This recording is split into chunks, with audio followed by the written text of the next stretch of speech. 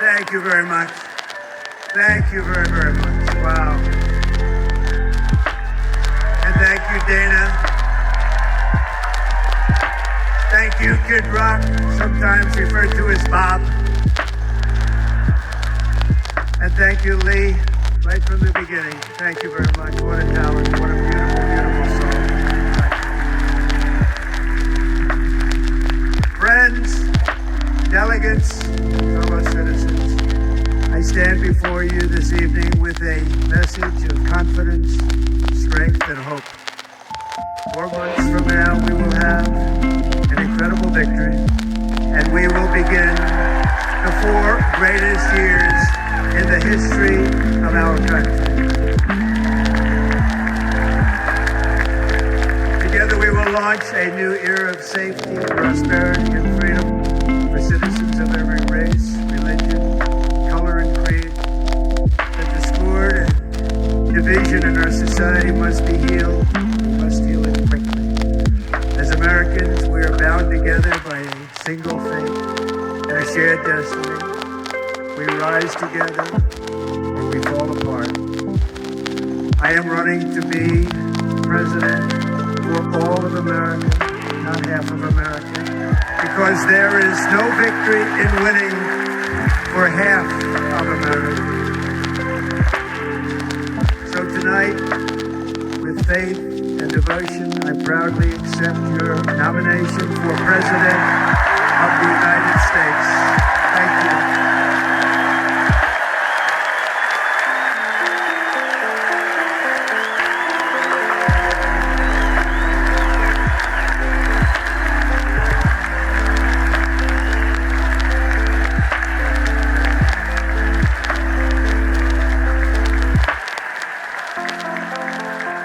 Thank you very much.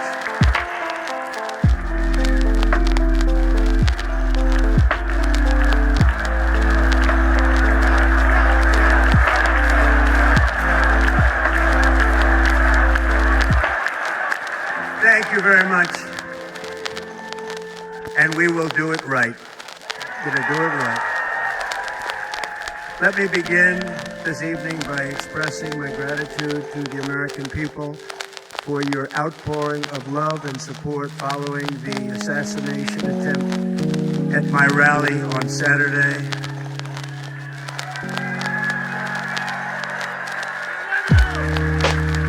As you already know, the assassin's bullet came within a quarter of an inch of taking my life. So many people have asked me, what happened? Tell us what happened, please.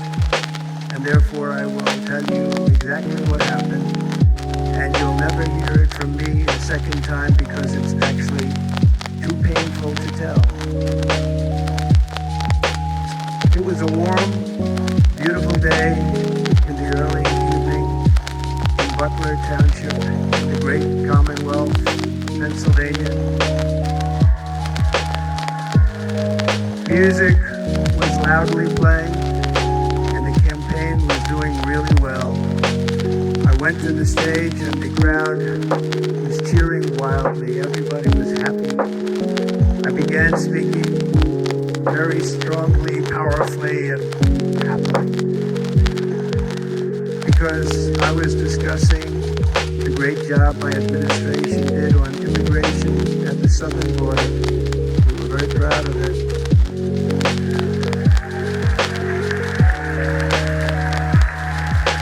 Behind me and to the right was a large screen that was displaying a chart of border crossings under my leadership. The numbers were absolutely amazing. In order to see the chart, I started to, like this, turn to my right and was ready to begin a little bit further turn, which I'm very lucky I didn't do, when I heard a loud whizzing sound and felt something hit me really, really hard on my right ear. I said to myself, wow, what was that? It can only be a bullet. and moved my right hand to my ear, brought it down. My hand was covered with blood. It's absolutely blood all over the place. I immediately knew it was very serious, that we were under attack, and in one movement proceeded to drop to the ground. Bullets were continuing to fly as very brave Secret Service agents rushed to the stage, and they really did. They rushed to the stage.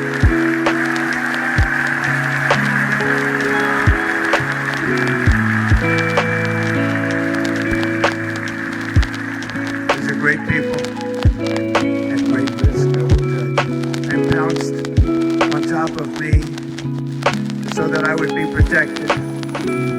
There was blood pouring everywhere, and yet, in a certain way, I felt very safe because I had God on my side. I felt that.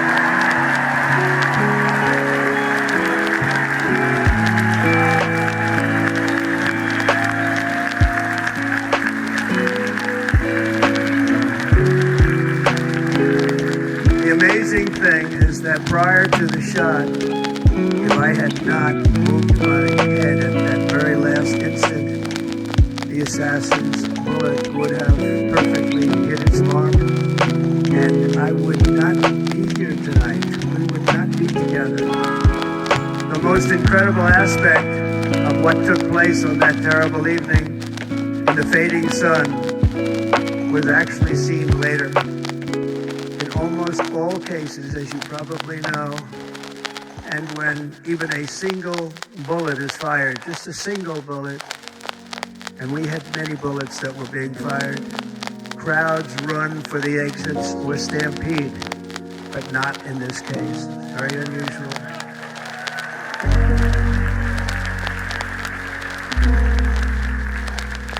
This massive crowd of tens of thousands of people stood by and didn't move an inch. In fact, many of them bravely but automatically stood up looking for where the sniper would be. They knew immediately it was a sniper. And then began pointing at him. You can see that if you look at the group behind me. That was just a small group compared to what was in front. Nobody ran, and by not stampeding, many lives were saved. But that isn't the reason that they didn't move. The reason is that they knew I was in very serious trouble. They saw it. They saw me go down. They saw the blood and thought, actually most did, that I was dead. They knew it was a shot to the head. They saw the blood. And there's an interesting statistic. The ears are the bloodiest part. If something happens with the ears, they bleed more than any other part of the body. For whatever reason, the doctors told me that, and I said, why is there so much blood? He said, it's the ears, they bleed more. So we learned something, but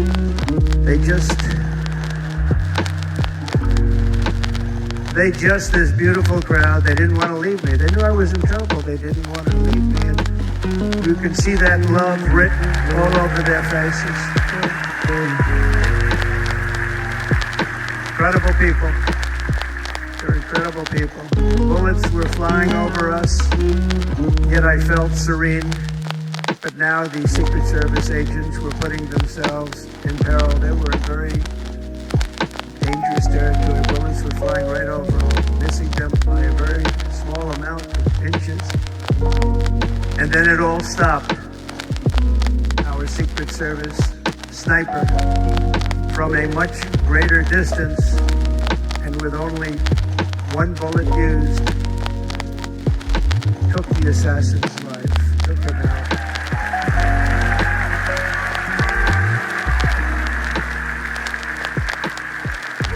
I'm not supposed to be here tonight. Not supposed to be here.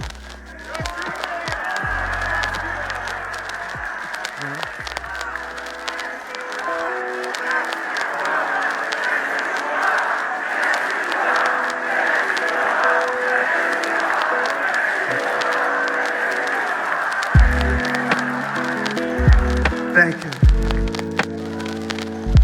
But I'm not. And I'll tell you, stand before you in this arena only by the grace of Almighty God.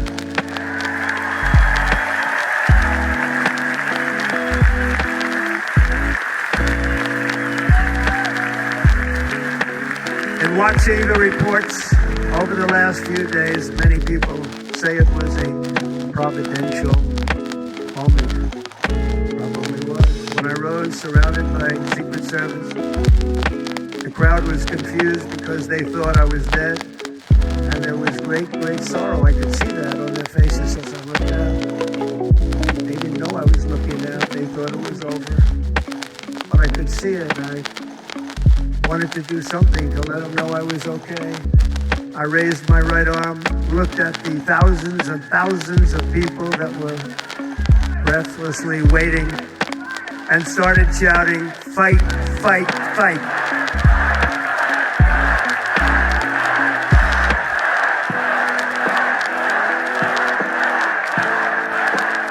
Thank you. Once my clenched fist went up, and it was high into the air. You've all seen that. The crowd realized I was okay and roared with pride for our country like no crowd I have ever heard before. Never heard anything like it. For the rest of my life, I will be grateful for the love shown by that giant audience of patriots that stood bravely on that fateful evening in Pennsylvania. Tragically, the shooter claimed the life of one of our fellow Americans, Corey Comparator. Unbelievable person, everybody tells me. Unbelievable. And seriously wounded, two other great warriors. Spoke to them today. David Dutch and James Copenhaver, two great people. I also spoke to all three families of these tremendous people. Our love and prayers are with them, and always will be. We're never going to forget them. They came for a great rally. They were serious dumpsters, I want to tell you. They were serious dumpsters, and still are. But Corey, unfortunately, we have to use the past tense. He was a highly respected former fire chief, respected by everybody. He was accompanied by his wife, Helen, incredible woman. I spoke to her today, devastated, and two precious daughters. He lost his life selflessly acting as a human shield to protect them from flying bullets. He went right over the top of them and was hit. What a fine man he was.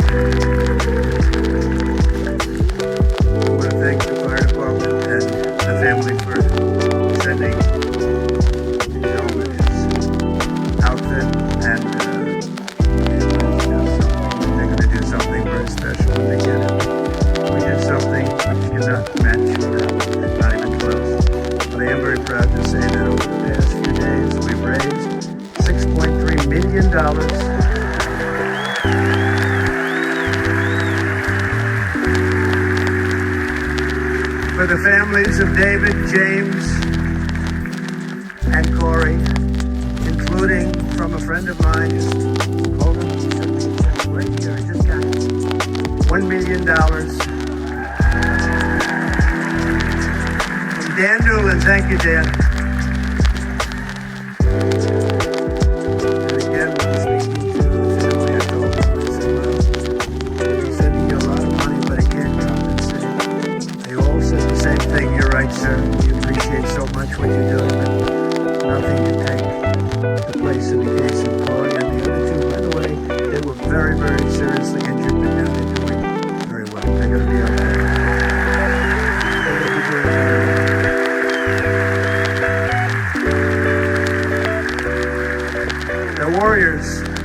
So now I ask that we observe a moment of silence in honor of our friend Corey.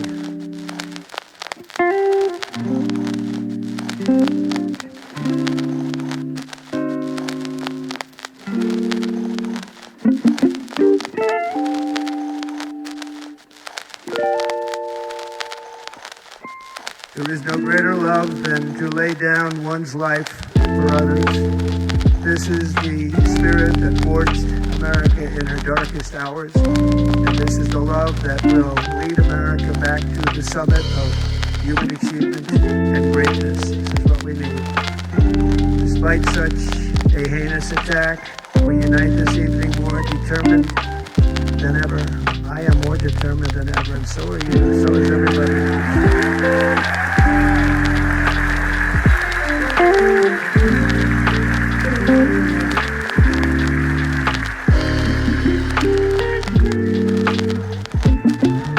Thank you.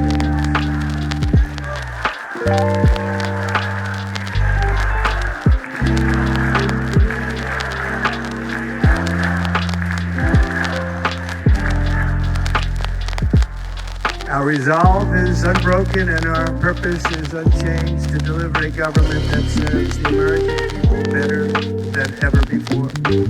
Nothing will stop me in this mission because our vision is righteous and our cause is pure. No matter what obstacle comes our way, we will not break, we will not bend, we will not back down, and I will never stop fighting for you, your family, and our magnificent country.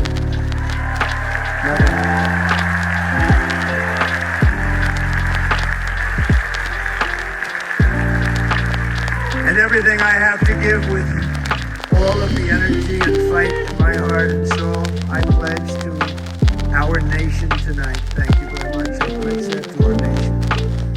We're going to turn our nation around and we're going to do it very quickly. Thank you.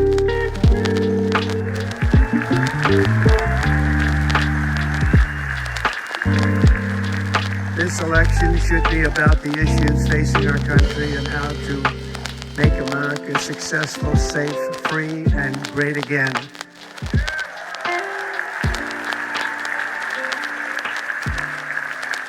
In an age when our politics too often divide us, now is the time to remember that we are all fellow citizens. We are one nation under God, indivisible, with liberty and justice for all.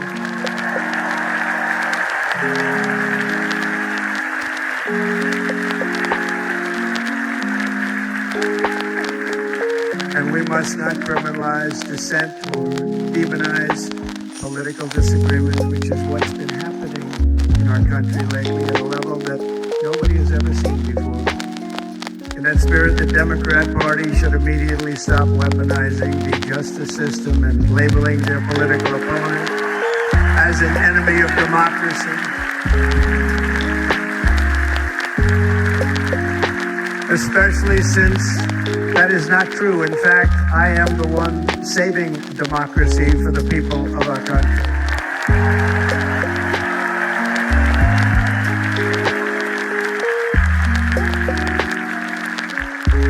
And very big news, as you probably just read.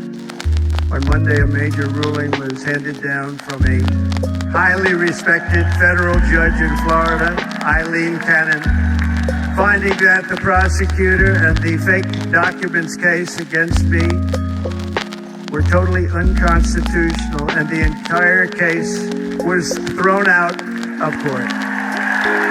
With all of that publicity, thrown out of court. If Democrats want to unify our country, they should drop these partisan witch hunts, which I have been going through for approximately 8 years. And they should do that without delay and allow an election to proceed that is worthy of our people. We're going to win it anyway, but worthy of our people. On this journey, I am deeply honored to be joined by my amazing wife, Melania.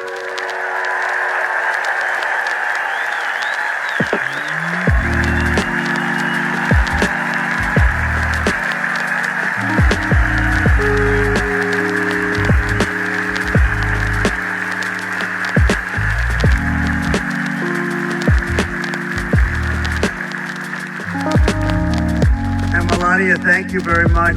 You also did something really beautiful, a letter to America calling for national unity, and it really took the Republican Party by surprise. I will tell you, it was beautiful.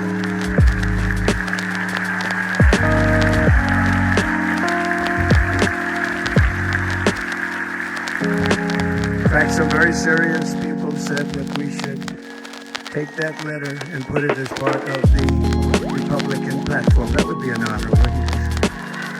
Right? Mr. Congressman? But it captivated so many, so I also want to thank my entire family for being here. Don, Kimberly, Ivanka and Jared, Eric and Lara, Tiffany and Michael, Baron, we don't know Baron.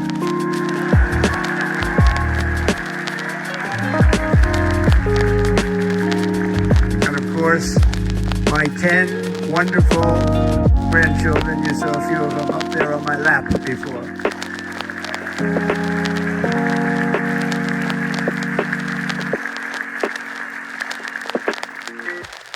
And how good was Dana? What's Dana good? When was he good? You know, he was on probably the only vacation he's had in about, maybe ever, if he works, but about 10 years with his wife, very far away. I won't tell you where, but very, very far away. And my people called and he said, yeah, I won't be able to do it. This is many, many years. I promised my wife I can't do it. And they came in and they said, Dan, I won't be able to do it. Because he was my first, second, and third choice. I said, well, you know, that's too bad, but I understand he's away and it's good. It's good for him. And that was it. About 30 minutes later, she came back in, sir, Dana just called, he's going to do it. And his wife, she said, you can't turn him down, you just can't do it, you have to go. That's a good wife.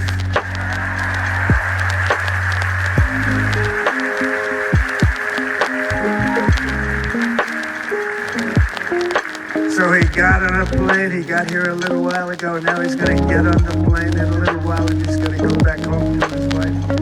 But they're great, and I just want to thank her and him and their whole family, because that's not easy. And Kid Rock, same thing. Called, he said, I want to be a part of it. I want to be a part, because, you know, Kid does this great song, Big, Big Monster song. I had no idea. You know, he became a friend of mine over the last 10 years. And he's amazing. Everyone loves him. I didn't even know how big he was. You know, he has rallies, 35, 40,000 people he gets every time he goes out. I think he's making so much money, he doesn't know what the hell to do with it. And we have my other friend, and I've known him so long, and we took that song, and it was a big success, but we made that. I saw a chart of great songs to America. That was #1 on the chart recently, #1. So that's Lee Greenwood, very special, beautiful person. He's a beautiful man. But they all wanted to be here. They called him. And how about the Hulkster? How good was he? Where is he? Boy, oh boy.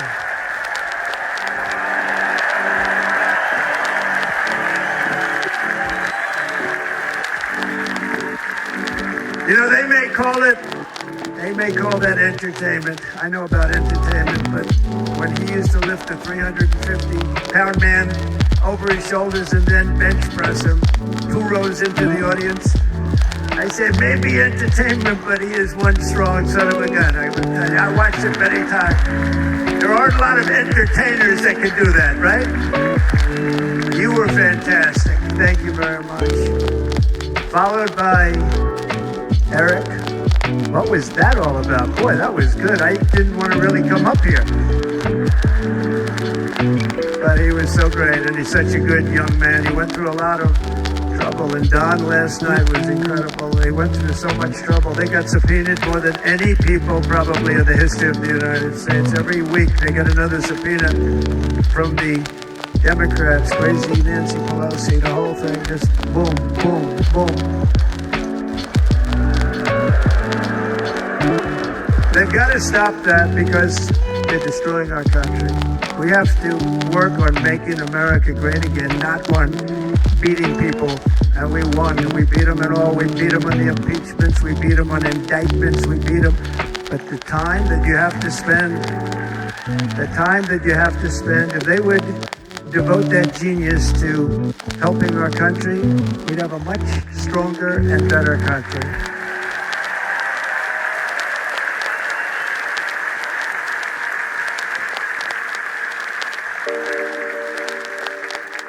And Jason, the biggest star in country music. Jason, thank you for being here. Jason, thank you very much.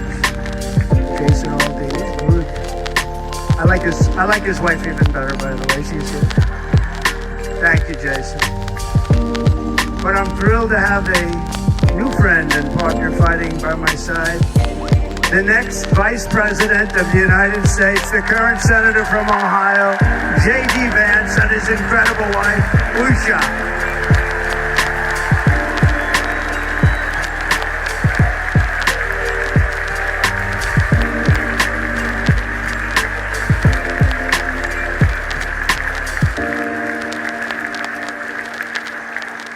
He's going to be a great Vice President. He's going to be great. This country and with this movement, the greatest movement in the history of our country, make America great again. When they criticize it, they said, we're going to try and stop MAC. I said, MAC is making America great again. What are you going to stop? There's nothing to stop. And they say, oh, that's right. It's very tough to fight it. And all of the people that did try and fight it have failed. And he's going to be with us for a long time. And it was an honor to select him. Great student at Yale. His wife was a great student at Yale. They met at Yale. These are two smart people. So J.D., you're going to be doing this for a long time. Enjoy the ride.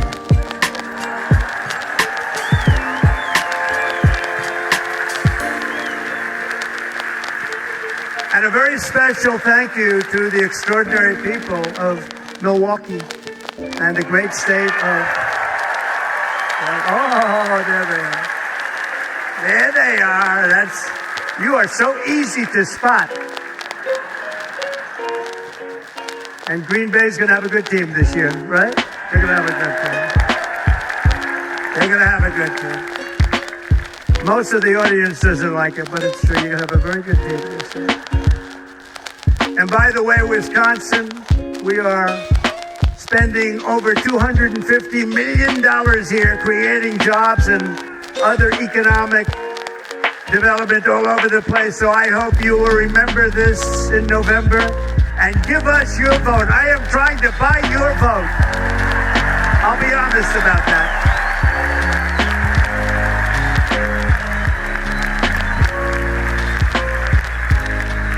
And I promise we will make Wisconsin great again. We're going to make it. Thank you, Mr. Governor. Thank you very much. Thank you. I'm here tonight to lay out a vision for the whole nation, to every citizen, whether you're a young or old man or woman, Democrat, Republican, or independent, black or white, Asian or Hispanic. I extend to you a hand of loyalty and of friendship. Together we will lead America to new heights of greatness like the world has never seen before. We were right there in the first term. We got hit with COVID. We did a great job. Nobody knew what it was, but nobody's ever seen an economy pre-COVID. And then we handed over a stock market that was substantially higher than just prior to COVID. Coming in, did a great job. And then we got credit for that. We got credit for the war and defeating ISIS and so many things. The great economy, the biggest tax cuts ever, the biggest regulation cuts ever, the creation of Space Force, the rebuilding of our military. We did so much. We did so much. Right to try. Right to try is a big deal. We got right to try. They were trying to get that for 52 years. Somebody's terminally ill.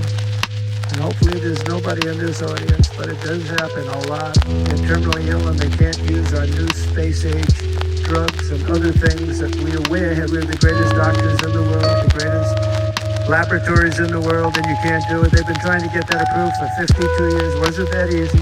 The insurance companies didn't want to do it. They didn't want the risk. The labs didn't want to do it because if it didn't work, people are pretty far down the line toward death. They didn't want to do it. The doctors didn't want to have it on their records, so I got everybody into an office. 52 years they tried. Sounds simple, but it's not. And I got them to agree that somebody that needs it will, instead of going to Asia, Europe, or someplace, or if you have no money, going home and dying, just die. We got them to sign an agreement, agree to it, where they're not going to sue anybody. They're going to get all of this stuff. They're going to get it really fast. And what's happened is we're saving thousands and thousands of lives. It's incredible. Right to try. It's a great feeling.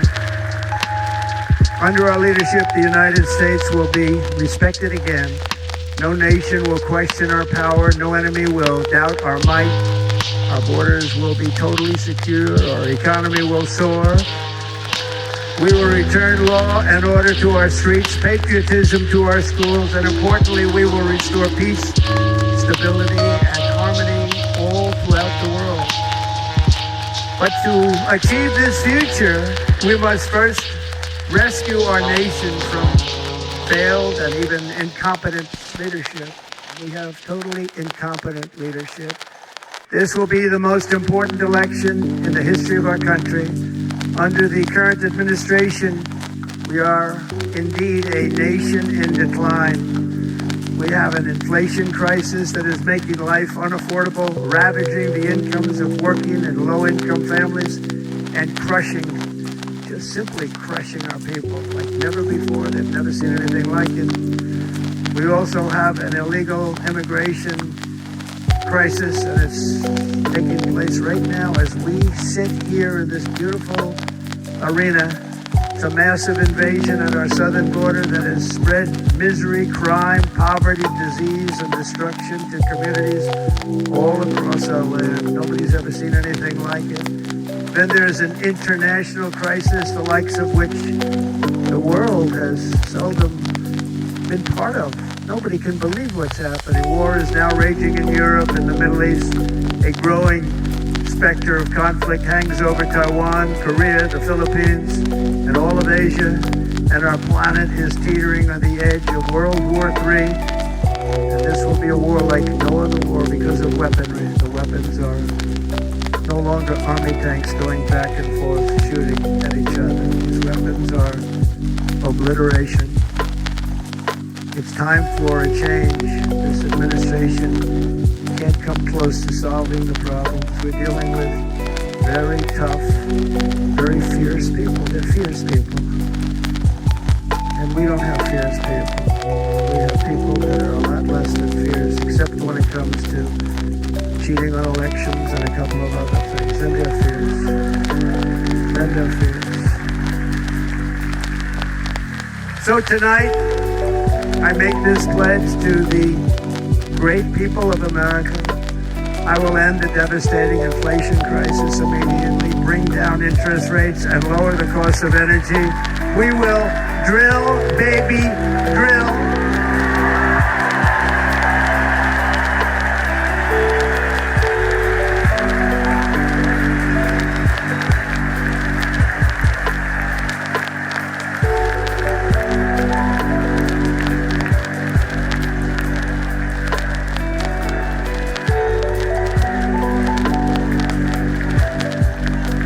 Can you believe what they're doing? But by doing that, we will lead a large-scale decline in prices. Prices will start to come down. Energy raised it. They took our energy policies and destroyed them. Then they immediately went back to them, but by that time, so much was lost. But we will do it at levels that nobody's ever seen before. We'll end lots of different things. We'll start paying off debt and start lowering taxes even further. We gave you the largest tax cut. We'll do it more. You know, people don't realize I brought taxes way down, way down, and yet we took in more revenues the following year than we did when the tax rate was much higher. Most people said, how did you do that? Because it was incentive. Everybody was coming to the country. They were bringing back billions and billions of dollars into our country. The companies made it impossible to bring it back. The tax rate was too high, and the legal complications were far too great.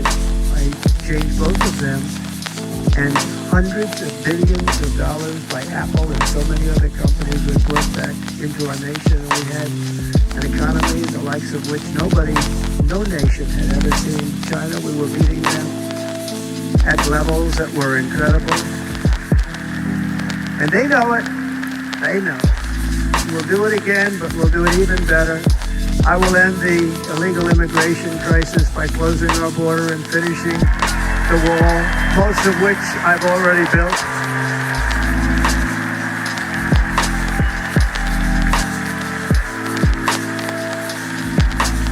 On the wall, we were dealing with a very difficult Congress, and I said, oh, that's okay, we won't go to Congress. I call it an invasion.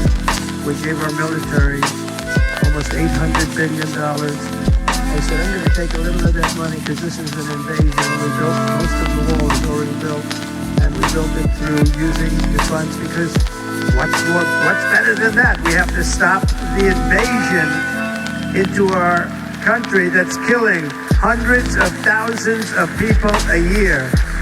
We're not going to let that happen. I will end every single international crisis that the current administration has created, including the horrible war with Russia and Ukraine, which would have never happened if I was president, and the war caused by the attack on Israel, which would have never happened if I was president. Iran was broke. Iran had no money. Now Iran has $250 billion. They made it all over the last 2.5 years. They were broke. I watched the other day on the show called The Face the Nation. Has anyone seen it? And they had a congressman who was a Democrat say, well, whether you like him or not, Iran was broke dealing with Trump. I told China and other countries, if you buy from Iran, we will not let you do any business in this country, and we will put tariffs on every product you do send in of 100% or more. And they said to me, well, I think that's about it. They weren't going to buy any oil. And they were ready to make a deal. Iran was going to make a deal with us. And then we had that horrible, horrible result that we'll never let happen again. The election result, we're never going to let that happen again. They used COVID to cheat. We're never going to let it happen again. And they took off all the sanctions and they did everything possible for Iran. And now Iran is very close to having a nuclear weapon, which would have never happened. This is a shame what this administration, the damage that this administration has done. And I say it often, if you took the 10 worst presidents in the history of the United States, think of it, the 10 worst, added them up, they will not have done the damage that Biden has done. Only going to use the term once. Biden, I'm not going to use the name anymore, just one time. The damage that he's done to this country is unthinkable. It's unthinkable. Together we will restore vision, strength, competence, and we're going to have a thing called common sense making most of our decisions, actually. It's all common sense. Just a few short years ago, under my presidency, we had the most secure border and best economy in the history of our country, in the history of the world. We had the greatest economy in the history of the world. We had never done anything like it. We were beating every country, including China, by leaps and bounds. Nobody had seen anything like it. We had no inflation, soaring incomes were going. Nobody can believe it. You can't believe what happened 4 years ago is happening now in reverse. And the world was at peace. Inflation has been a killer for our country. No matter what you make it, it doesn't matter because inflation is eating you alive. People that were putting away money, they were making great wages, the highest they've ever made, but they were putting away a lot of money. Now they are just being destroyed. They're not putting away anything. They're barely living. They're going into savings accounts. They're taking out their money to live because of inflation. Inflation, remember, it's called a country buster. You can go back to Germany from 100 years ago. You can go back to any country that suffered great inflation. And we've suffered the worst inflation we've ever had. But go back and see what's happened to those countries. We've had the worst inflation we've ever had under this person. But in less than 4 years, our opponents have turned incredible success into unparalleled tragedy and failure. It's been a tremendous failure. Today, our cities are flooded with illegal aliens. Americans are being squeezed out of the labor force and their jobs are taken. By the way, you know who's taking the jobs that are created? 107% of those jobs are taken by illegal aliens. And you know who's being hurt the most by millions of people pouring into our country? The black population and the Hispanic population, because they're taking the jobs from our black population, our Hispanic population, and they're also taking them from unions. The unions are suffering because of it. Thank you.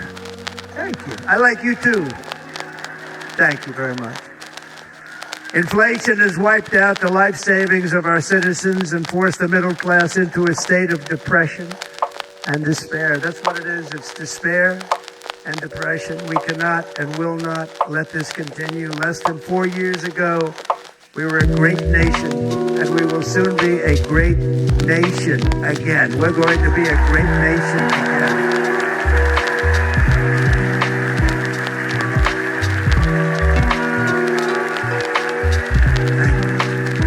With proper leadership, every disaster we are now enduring will be fixed, and it will be fixed very, very quickly. So tonight, whether you've supported me in the past or not, I hope you will support me in the future, because I will bring back the American dream. That's what we're going to do. You don't even hear about the American dream. With great humility, I am asking you to be excited about the future of our country. Be excited. Be excited.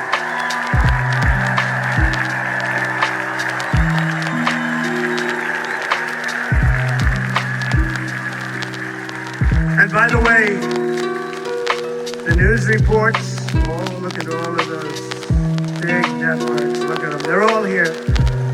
But every one of them has said this could be the most organized, best run, and most enthusiastic convention of either party that they've ever seen. Every single one.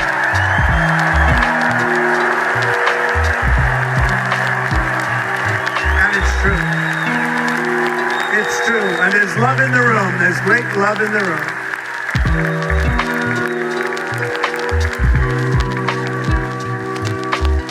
So I better finish strong. Otherwise, we'll blow it, and we can't let that happen. Now, this was great. All of the great people that spoke, and everybody hit a home run. I mean, there's not one that I can think of where I said, oh, gee, that wasn't great. Every single person. I refuse to be the only one. Don't do that to me. They're already getting ready. See, I gave them an idea. Now, this was a great convention. I think we're actually going to go home and miss it. You know, usually when first of all, look at these crowds. You never have this at a convention. Look at these crowds.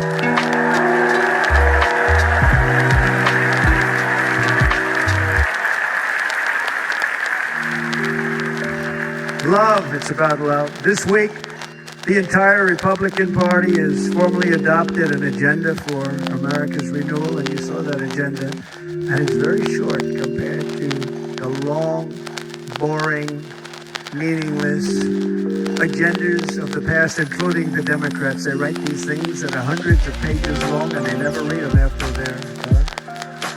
In their case, fortunately, they don't read them because they're pretty bad. It's a series of bold promises that we will swiftly implement when you give us a Republican House. And Mr. Speaker, thank you very much. We have our great Speaker of the House with us tonight. Mr. Speaker, thank you very much.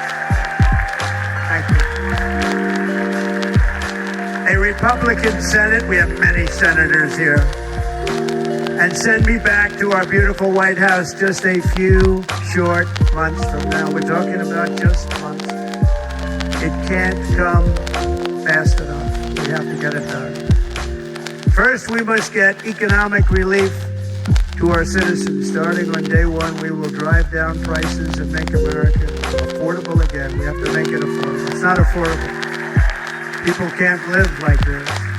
Under this administration, our current administration, groceries are up 57%, gasoline is up 60 and 70%, mortgage rates have quadrupled. And the fact is, it doesn't matter what they are because you can't get the money anyway. You can't buy houses. Young people can't get any financing to buy a house. The total household costs have increased an average of $28,000 per family under this administration. Republicans have a plan to bring down prices and bring them down very, very rapidly. By slashing energy costs, we will in turn reduce the cost of transportation, manufacturing, and all household goods. So much starts with energy. And remember, we have more liquid gold under our feet than any other country by far. We are a nation that has the opportunity to make an absolute fortune with its energy. We have it and China doesn't. Under the Trump administration just 3.5 years ago, we were energy independent, but soon we will actually be better than that. We will be energy dominant and supply not only ourselves, but we will supply the rest of the world with numbers that nobody has ever seen, and we will reduce our debt, $36 trillion. We will start reducing that, and we will also reduce your taxes still further. Next, and by the way, they want to raise your taxes 4 times. Think of it. And all my life I grew up watching politicians. I always loved politics. I guess I was on the other side. I watched politics, and they were always talking about, we will give you a tax cut. We will give you a tax cut. My whole life I was watching, I will give you a tax cut, right, Mr. Congressman? That's all they talked about. This is the only administration that said, we're going to raise your taxes by 4 times what you're paying now, and people are supposed to vote for them? I've never heard it. You're paying too much. We're going to reduce your taxes still further. We gave you the biggest one, as I said. We're going to give you more, and it's going to lead to tremendous growth. We want growth in our country. That's what's going to pay off our debt.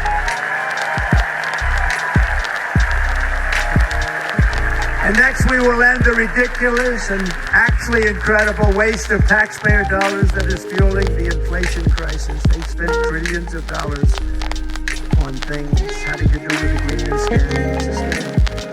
And that's caused tremendous inflationary pressures in addition to the cost of energy. And all of the trillions of dollars that are sitting there not yet spent, we will redirect that money for important projects like roads, bridges, dams, and we will not allow it to be spent on meaningless green new scam ideas.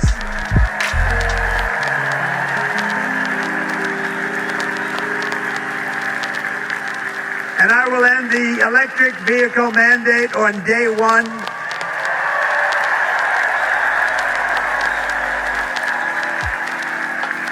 Thereby saving the U.S. auto industry from complete obliteration, which is happening right now, and saving U.S. customers thousands and thousands of dollars per car.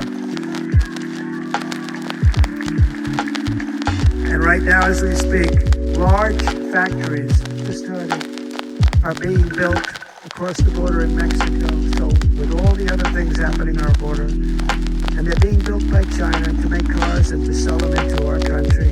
No tax, no anything. The United Auto Workers ought to be ashamed for allowing this to happen. And the leader of the United Auto Workers should be fired immediately. And every single auto worker, union and non-union, should be voting for Donald Trump, because we're going to bring back car manufacturing and we're going to bring it back fast.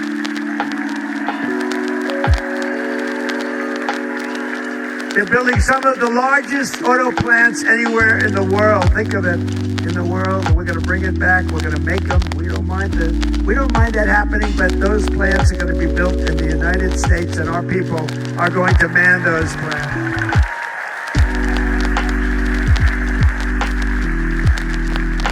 And if they don't agree with us, we'll put a tariff of approximately 100 to 200% on each car, and they will be unsellable in the United States.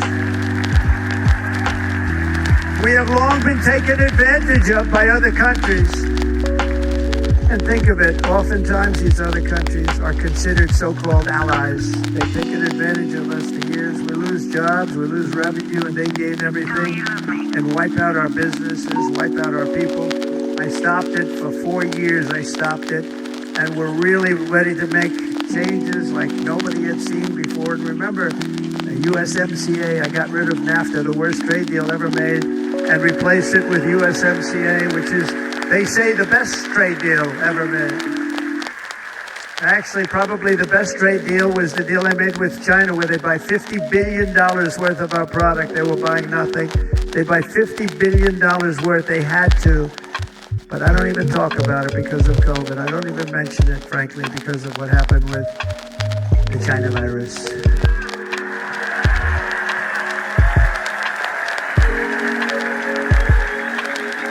We will not let countries come in, take our jobs, and plunder our nation. They come and do that. They plunder our nation. The way they will sell their product in America is to build it in America. Very simple. Build it in America and only in America.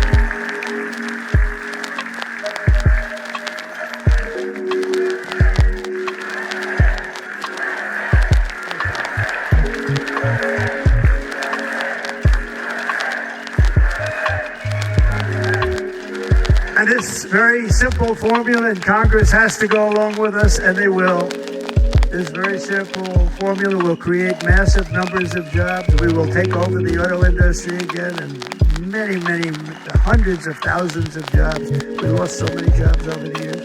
If you go back 20, 25 years, they've stolen, going to China and Mexico, about 68% of our auto industry manufacturing jobs. We're going to get them all back. We're going to get them all back, every one of them.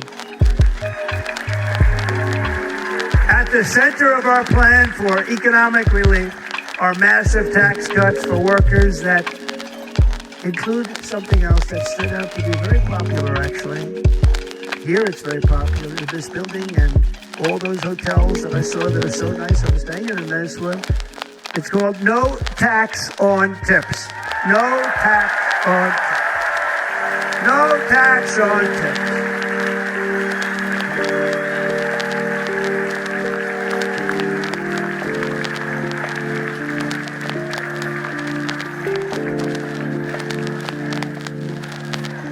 I got that by having dinner recently in Nevada, where we're leading by about 14 points. Hello. I'll see you there very soon, everybody. We're having dinner at a beautiful restaurant in the Trump building on the Strip, and it's a great building. And the waitress comes over. How's everything going? Really nice person. How's everything going? Oh, sir, it's so tough. The government's after me all the time on tips. I said, well, they give you cash. Would they be able to find me? She said, actually, I didn't know. She said, very little cash is given. It's all put right on the check. And they come in and they take so much of our money, it's just ridiculous. And they don't believe anything we say. And they've just hired, as you know, 88,000 agents to go after them even more. And I said, this shows the level of my, most people go out there hire consultants that pay millions of dollars. But I said to her, let me just ask you a question. Would you be happy if you had no tax on tips? She said, what a great idea. I got my information from a very smart waitress. That's better than spending millions of dollars. And everybody loves it. Waitresses and caddies and drivers. And everybody's a large group of people that are being really hurt badly. They make money, let them keep their money.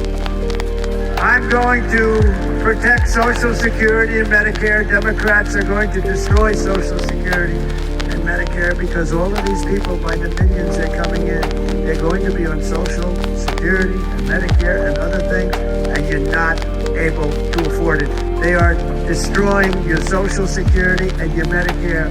Under my plan, incomes will skyrocket, inflation will vanish completely, jobs will come roaring back, and the middle class will prosper like never, ever before, and we're going to do it very rapidly.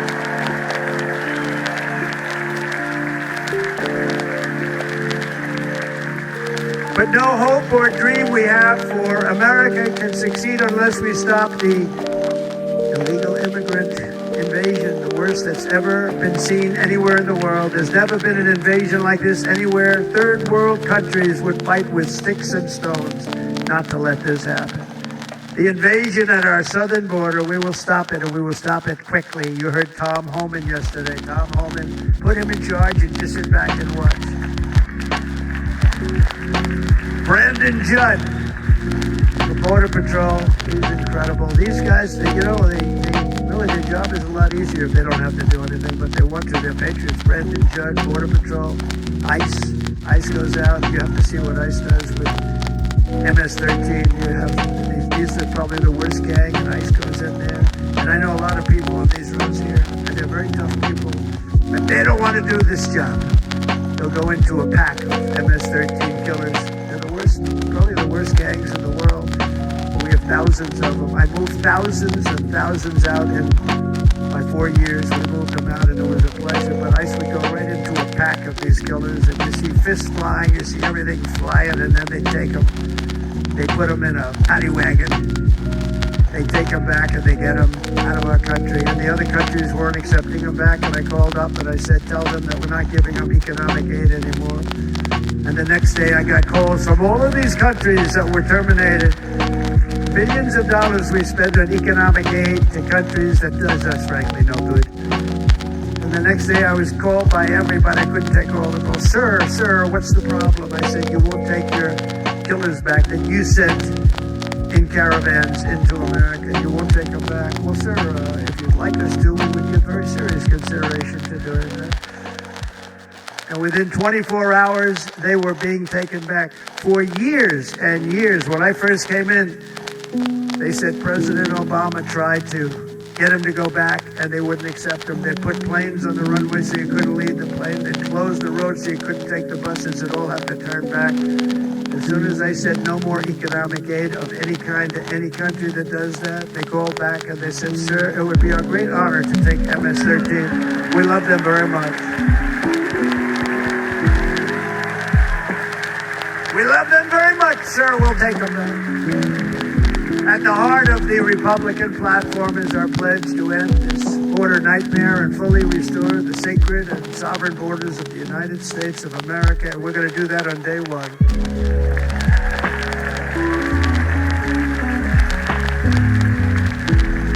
That means two things on day one, right? Drill, baby, drill, and close our borders.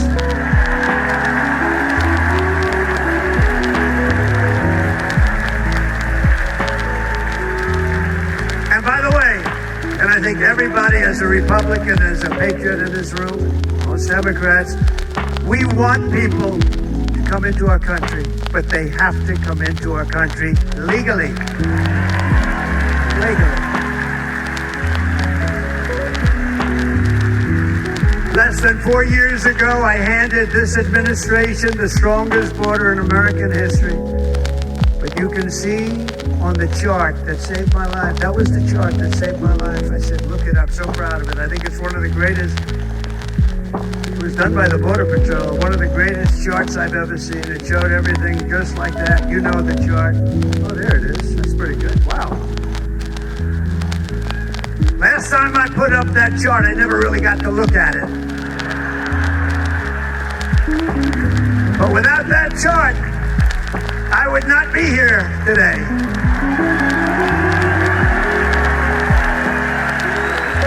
Never got to look at it.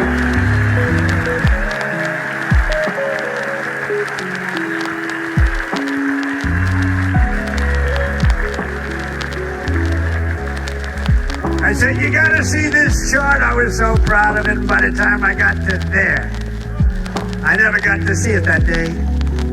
But I'm seeing it now, and I was very proud. If you look at the arrow on the bottom, that's the lowest level, the one on the bottom, heavy red arrow. That's the lowest level of illegal immigrants ever to come into our country in recorded history, right there. And that was my last week in office. And then you see what happened after I left. Look at the rest. And if you go out a little bit further, it's getting to be a little bit old, but I love it anyway, right? much higher with those numbers. Look what happened. Right after that, the invasion began. We had the opposite. We stopped the invasion, but the invasion that we stopped was peanuts by comparison to what happened after I left. Look at what happened after I left. They took over our country. We ended all catch and release. We shut down asylum fraud. We stopped human trafficking and forged historic agreements to keep illegal aliens on foreign soil. We want them to stay on their soil. Under the Trump administration, if you came in illegally, you were apprehended immediately and you were deported. You went right back. The current administration terminated every single one of those great Trump policies that I put in place to seal the border. I wanted to seal the border. Again, come in, but come in legally. You know how unfair it is? So many people, hundreds of thousands of people have been working for years to come into our country. And now they see these people pour into our country and numbers that are unprecedented. It's so unfair. We're not going to do it. We're not going to stand for it. They suspended wall construction, ended remain in Mexico. We had a policy, remain in Mexico. You think that was easy to get from the Mexican government? But they said, you must give it to us. If you don't give it to us, there will be repercussions. And they gave it to us. Not easy.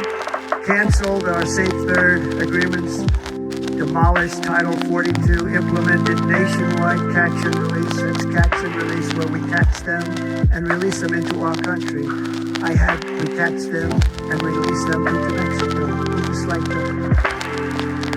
And took 93, this is the previous administration, 93 executive actions to throw open our border to the world. The entire world is pouring into our country because of this very foolish administration. The greatest invasion in history is taking place right here in our country.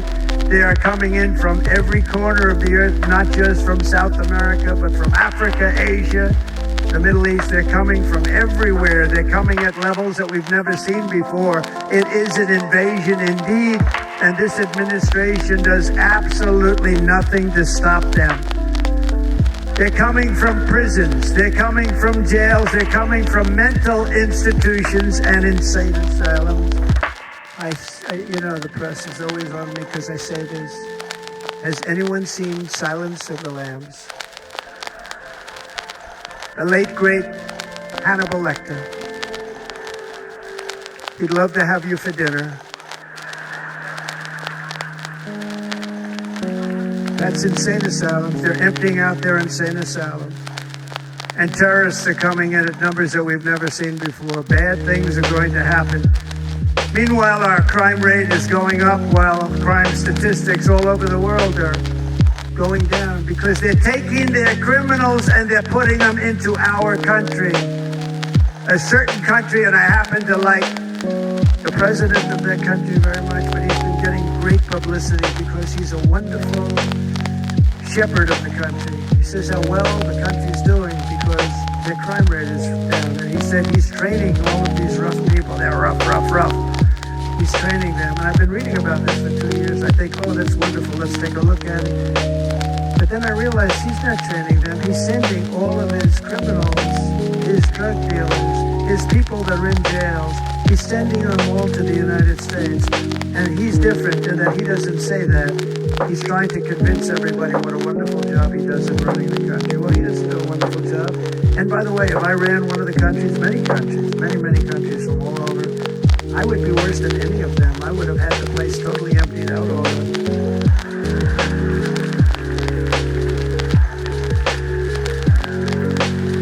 But we become a dumping ground for the rest of the world, which is laughing at us. They think we're stupid.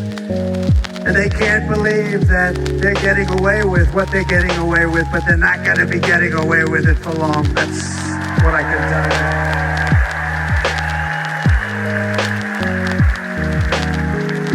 you. In Venezuela, Caracas, high crime. Caracas, Venezuela. Really a dangerous place, but not anymore. Because in Venezuela, crime is down 72%. In fact, if they would ever win this election, I hate to even say that, we will have our next Republican convention in Venezuela because it will be safe. Our cities will be so unsafe, we won't be able We will not be able to have it there. In El Salvador, murders are down by 70%. Why are they down? Now, he would have you convinced that because he's trained murderers to be wonderful people. No. They're down because they're sending their murderers to the United States of America. This is going to be very bad. And bad things are going to happen, and you're seeing it happen all the time. That's why, to keep our families safe, the Republican platform promises to launch the largest deportation operation in the history of our country. Even larger than that of President Dwight D. Eisenhower from many years ago. You know, he was a moderate, but he believed very strongly in borders. He had the largest deportation operation we've ever had. Just recently I spoke to the grieving mother of Jocelyn Nungary, a wonderful woman. A precious 12-year-old girl from Houston who last month was tied up, assaulted, and strangled to death after walking to the convenience store just a block away from her house. Her body was dumped near the side of the road in a shallow creek, found by some onlookers who couldn't believe what they had witnessed.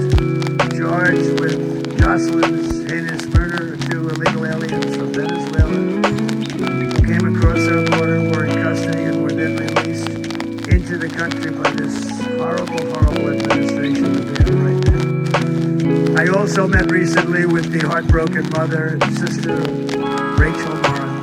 Rachel was a 37-year-old mom of 5 beautiful children who was brutally raped and murdered while out on a run. She wanted to keep herself in good shape. It was very important that she was murdered. The monster responsible first killed another woman in El Salvador before he was led into America by the White House. This White House let them in. He then attacked a 9-year-old girl and her mother in a home invasion in Los Angeles before murdering Rachel in Maryland. Traveled all throughout the country, doing tremendous damage.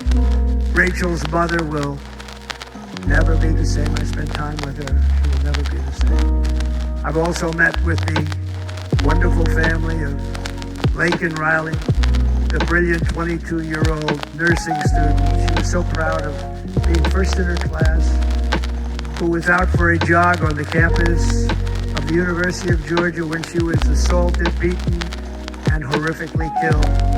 Yet another American life was stolen by a criminal alien set free by this administration. And these were incredible people we're talking about. These were incredible people who died. Tonight, America, this is my vow. I will not let these killers and criminals into our country.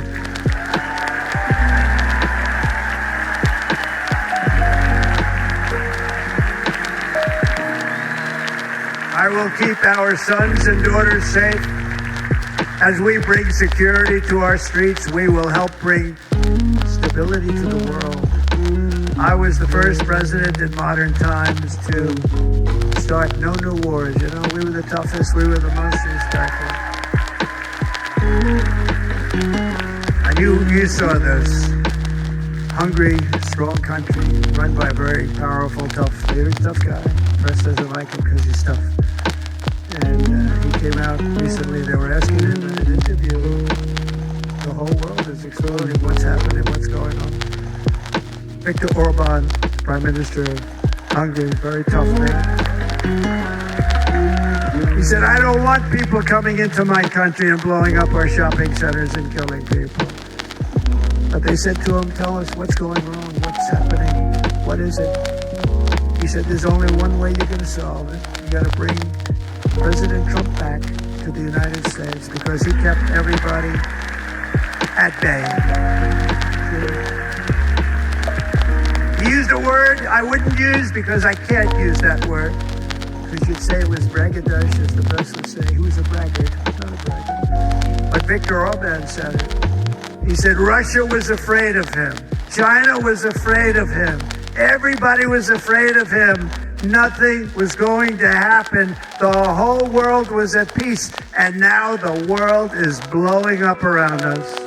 All of these things that you read about were not going to happen. Under President Bush, Russia invaded Georgia. Under President Obama, Russia took Crimea. Under the current administration, Russia is after all of Ukraine. Under President Trump, Russia took nothing.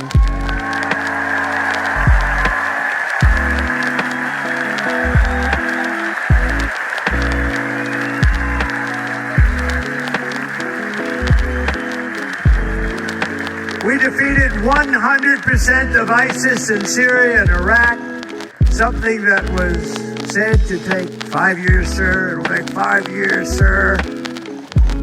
We did it in a matter of a couple of months. We have a great military. Our military is not woke. It's just some of the fools on top that are woke.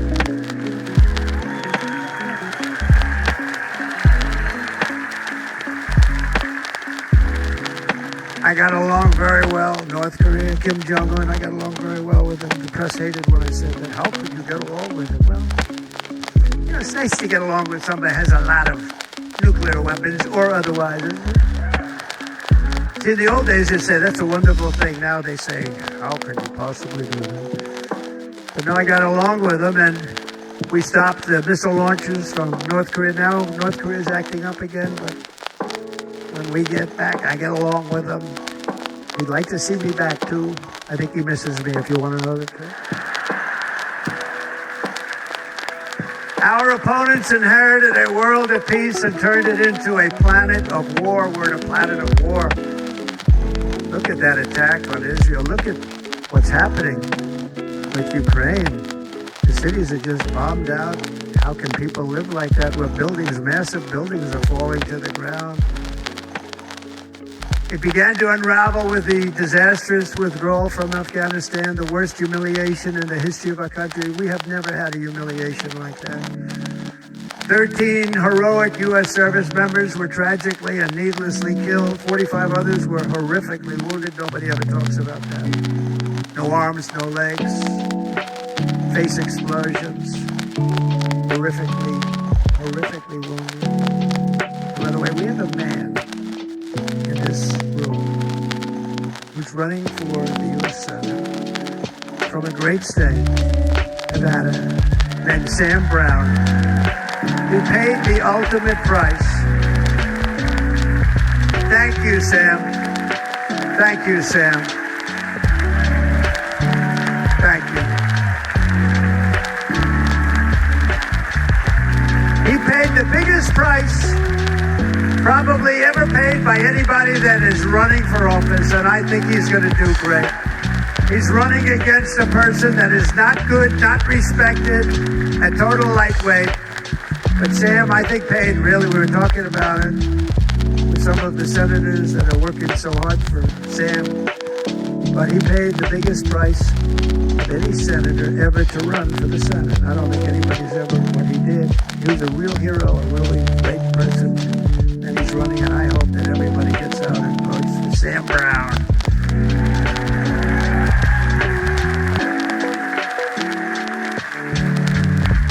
And we also left behind $85 billion worth of military equipment, along with many American citizens were left behind.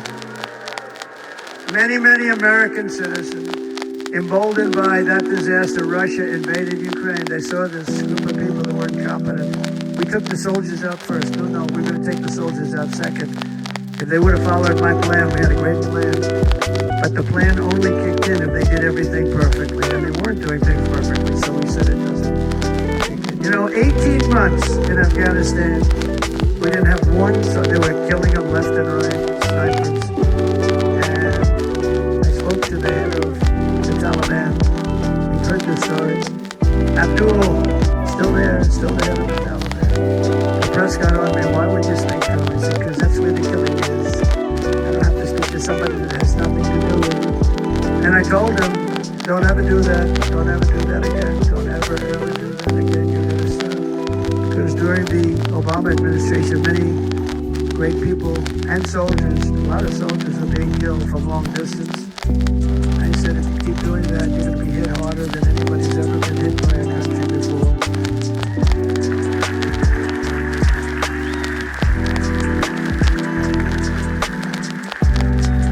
And he said, I understand, Your Excellency. He called me Your Excellency. I wonder if he calls the other guy Your Excellency. I doubt. The other guy gave him everything. I mean, what kind of a deal was that? He walked out and gave him everything. You know that right now Afghanistan is one of the largest sellers of weapons in the world. They're selling the brand new beautiful weapons that we gave them. But think of it, he actually said to me, but why do you show me a picture of my home? I said, you'll have to ask your people or one of your wives. But he could figure it out. And for 18 months, we had not one attack on an American soldier by the Taliban. 18.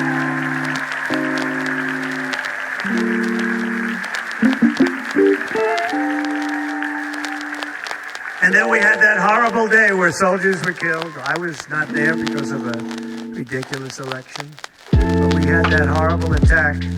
And they also gave up Bagram, one of the biggest bases anywhere in the world, air bases anywhere in the world, the longest runways, most powerful, art-thickened runways.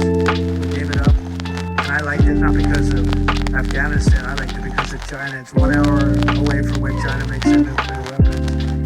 And you know who has it now? China has it now. We were keeping that.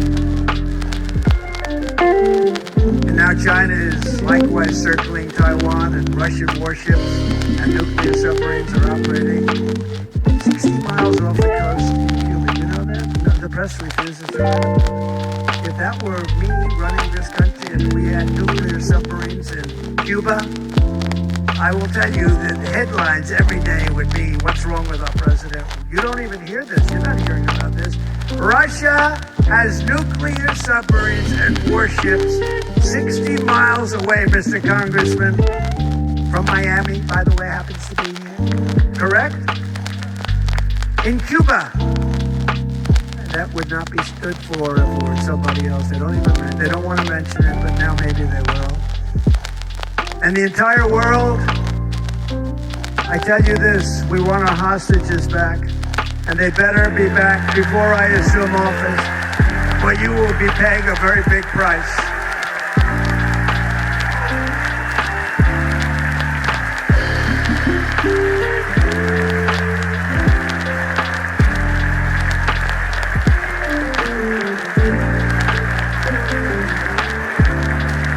With our victory in November, the years of war, weakness, and chaos will be over. I don't have wars. I had no wars other than ISIS, which I defeated, but that was a war that was started. We have no wars. I could stop wars with a telephone call. I could stop wars with just a telephone call. If properly stated, it would never start. We will replenish our military and build an Iron Dome missile defense system to ensure that no enemy can strike our homeland. And this great Iron Dome will be built entirely in the USA. We're going to build it in the USA. And Wisconsin, just like I gave you that massive ship contract, and you're doing a very nice job, Governor, right? Thank you, Governor. And they're doing a great job. In fact, I had a little design change. We gave them tremendous, or essentially what we used to call destroyers. These are now the most beautiful. They look like yachts. They said we have to take the bow and we have to make it a little nicer and a little point at the top instead of a flat nose. And the people at the shipyard said, this guy sort of knows what he's doing. We have the most beautiful ships, right, Governor? Everybody sitting over there. And it was a big contract that everybody wanted. I gave it to Wisconsin, but we're going to have a lot of that built right here in the state of Wisconsin and all other states. Israel has an Iron Dome. They have a missile defense system. 342 missiles were shot into Israel, and only one got through a little bit. It was badly wounded. It fell to the ground, but most of them are. And Ronald Reagan wanted this many years ago, but we really didn't have the technology many years ago. Remember, they called it Starship, Spaceship, anything to mock him. But he was a very good president, very, very good. But now we have unbelievable technology. And why should other countries have this and we don't? No, we're going to build an iron dome over our country, and we're going to be sure that nothing can come and harm our people. And again, from an economic development standpoint, we're going to make it all right here. No more sending it out to other countries in order to help. It's America first. America first. We will unleash the power of American innovation. And as we do, we will soon be on the verge of finding the cures to cancer, Alzheimer's disease, and many other diseases. We're going to get to the bottom of it. Remember this gentleman that I don't want to mention other than one time I had to, because when you say you're the 10 worst, I had to do it. I didn't want anybody to be confused. But this man said, we're going to find a cure to cancer. Nothing happened. We're going to get to the cure for cancer and Alzheimer's and so many other things. We're so close to doing something great. But we need a leader that will let it be done. We will not have men playing in women's sports. That will end the meeting.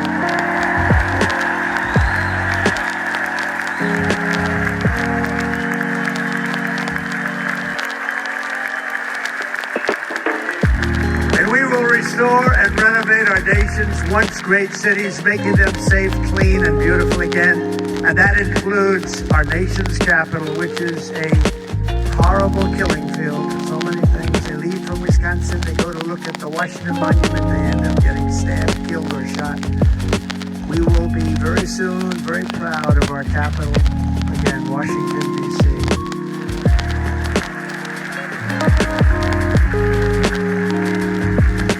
America is on the cusp of a new golden age, but we will have the courage to seize it. We're going to take it. We're going to make it a current. We're going to bring this into a golden age like never seen before. Remember this, China wants to do it, Japan wants to do it, all of these countries want to do it. We have to produce massive amounts of energy if we're going to produce the new, if you look at some of the things that have been done and some of the things that we're going to do, but AI needs tremendous, literally twice the electricity that's available now in our country. Can you imagine? But instead, we're spending places where they recharge electric cars. They built 8 chargers in a certain location toward the Midwest. 8 chargers for $9 billion. Think of them as a tank for filling up your gas. Think of it. They spent $9 billion on 8 chargers, 3 of which didn't work. And if you were going to do this all over our country, this crazy electric mandate, you're going to do this all. And by the way, I'm all for electric. They have their application. But if somebody wants to buy a gas-powered car, gasoline-powered car, or a hybrid, they're going to be able to do it. And we're going to make that change on day 1.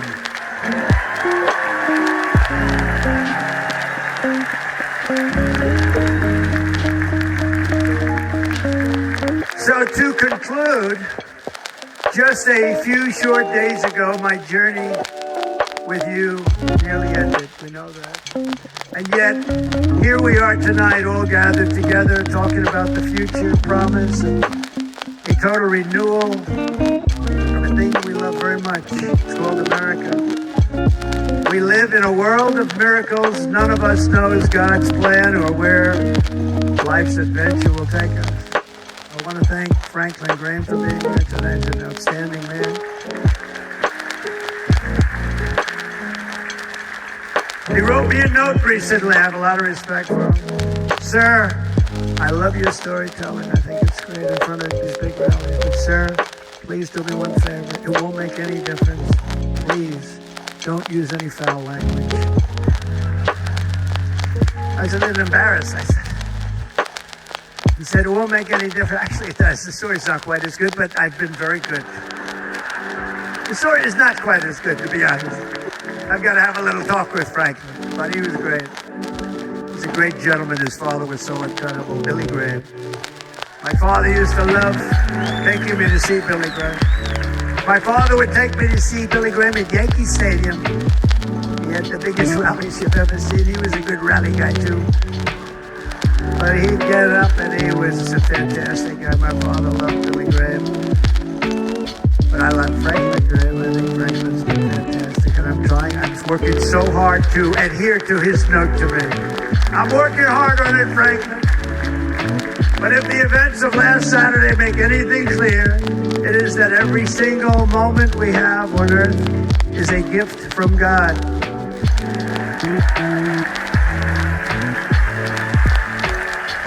We have to make the most of every day for the people and for the country that we love. The attacker in Pennsylvania wanted to stop our movement, but the truth is the movement has never been about me. It has always been about you. It's your movement. It's the biggest movement in the history of our country by far. Can't be stopped. It can't be stopped. It has always been about the hardworking, patriotic citizens of America. For too long, our nation has settled for too little. We settle for too little. We've given everything to other nations, other people. You've been told to lower your expectations and to accept less for your families. I am here tonight with the opposite message. Your expectations are not big enough. Not big enough. It is time to start expecting and demanding the best leadership in the world, leadership that is bold, dynamic, relentless, and fearless. We can do that. We are Americans. Ambition is our heritage. Greatness is our birthright. But as long as our energies are spent fighting each other, our destiny will remain out of reach. And that's not acceptable. We must instead take that energy and use it to realize our country's true potential and write our own thrilling chapter of the American story. We can do it together. We will unite. We are going to come together, and success will bring us together.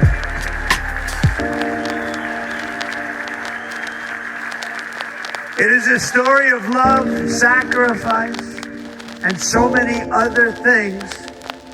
And remember the word, devotion.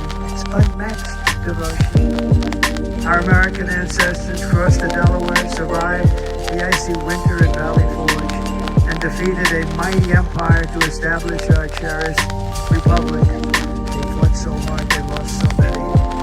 They pushed thousands and thousands of miles across a dangerous frontier, taming the wilderness to build a life and a magnificent home for their families. They packed their families into covered wagons, trekked across hazardous trails, scaled towering mountains, and braved rivers and rapids to stake their claim on the wide open, new, and very beautiful frontier. When our way of life was threatened, American patriots marched onto the battlefield, raced into enemy strongholds, and stared down death and stared down those enemies to keep alive the flame of freedom. At Yorktown, Gettysburg, and Midway, they joined the roll call of immortal heroes. So many just so many heroes, so many great, great people. And we have to cherish those people. We can't forget those people. We have to cherish those people.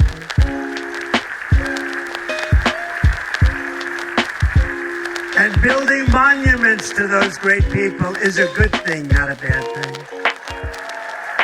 They saved our country. No challenge was too much. No hardship was too great. No enemy was too fierce. Together these patriots soldiered on, endured, and they prevailed because they had faith in each other, faith in their country, and above all, they had faith in their God.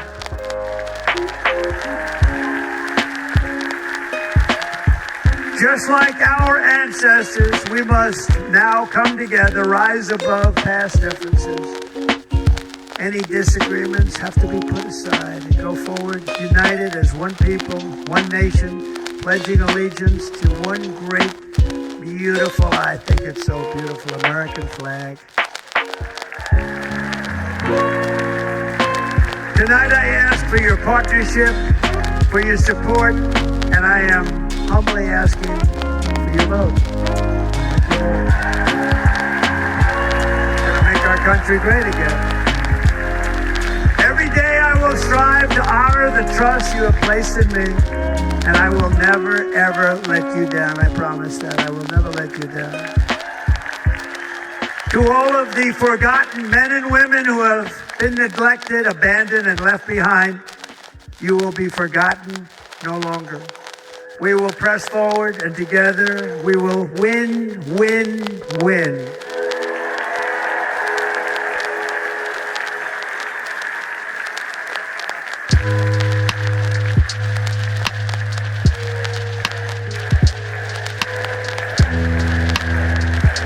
Win, win, win, win, win, win. Nothing will sway us, nothing will slow us, and no one will ever stop us. No matter what dangers come our way, no matter what obstacles lie in our path, we will keep striving toward our shared and glorious destiny, and we will not fail. We will not fail. Together we will save this country, we will restore the republic, and we will usher in the rich and wonderful tomorrows that our people so truly deserve. America's future will be bigger, better, bolder, brighter, happier, stronger, freer, greater, and more united than ever before.